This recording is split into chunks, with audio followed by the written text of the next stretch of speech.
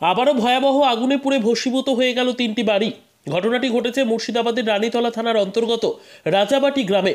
মূলত জানা যায় রান্না কাজ করছিল, তারপরই সাময়িক কারণের জন্য রান্না থেকে উঠে যায়, আর তারপরেই হঠাৎ ভয়াবহ আগুন ধরে একটি বাড়িতে। তারপর একে একে 3টি বাড়ি পুড়ে ছারখার হয়ে যায়।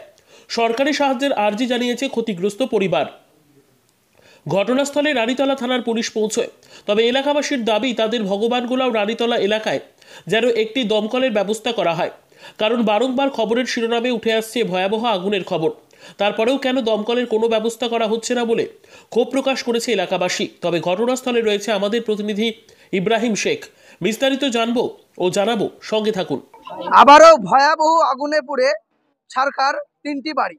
ঘটনাটি ঘটেছে মুর্শিদাবাদের রানীতলা থানার অন্তর্গত রাজাবাটি এলাকায়।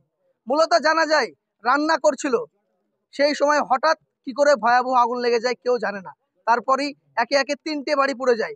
ক্ষয়ক্ষতি পরিমাণ প্রায় 6 লক্ষ টাকা বলে জানা যাচ্ছে। তবে কেন একের পর এক এই ভয়াবহ আগুনে পুড়ে যাচ্ছে, তারপরে কোনো দমকলের ব্যবস্থা করা হচ্ছে না? মানুষের ক্ষোভ প্রকাশ করছে দমকলের জন্য।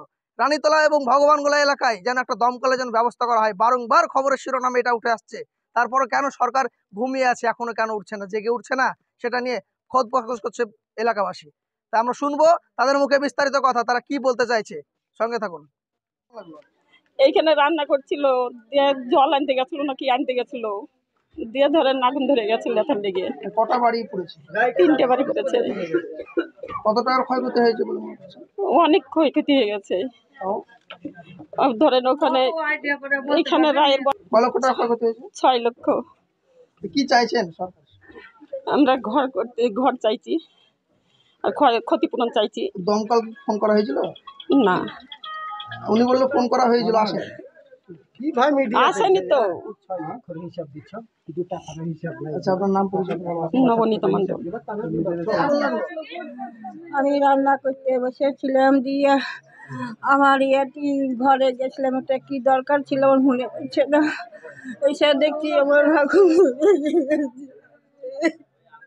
সব মানে রান্না করছিলেন, তারপর এখন লাগে রান্না করা? হ্যাঁ, উনুন থেকে নাকি আসতে?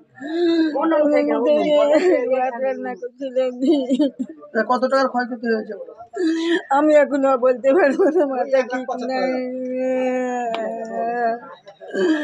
আপনারা বিবেচনা করে কথা বলবেন। কটা বাড়ি ছিল?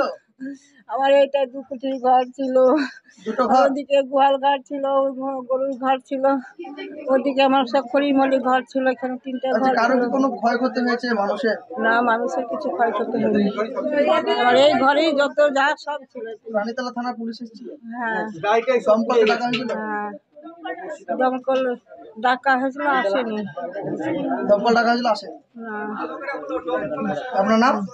আমার নাম বুলুরানী মণ্ডল। ছিল, রায় ছিল, ধান ছিল, আপনার মেশিন ছিল, হ্যাঁ, সব পুড়িয়া তছনছ হয়ে গেছে। কি চাইছেন? আমি সরকারের কাছে অনুদান চাইছি। হ্যাঁ, দমকলকে কি ফোন করা হয়েছিল? দমকলকে ফোন করেছি, আসেনি দমকল। যে আপনাদের রানীতলা ভগবানগোলা এলাকায় প্রতিদিনের তরে আগুন ধরছে, তারপরে কোনো দমকলের ব্যবস্থা করা হচ্ছে না? আসছে না তো কি করবো বলেন? আমরা 4-5 বার ফোন করেছি, তাও আসে। কত লাখ টাকার ক্ষয়ক্ষতি হয়েছে বলে? 5-7 লাখ টাকার মতো খরচ।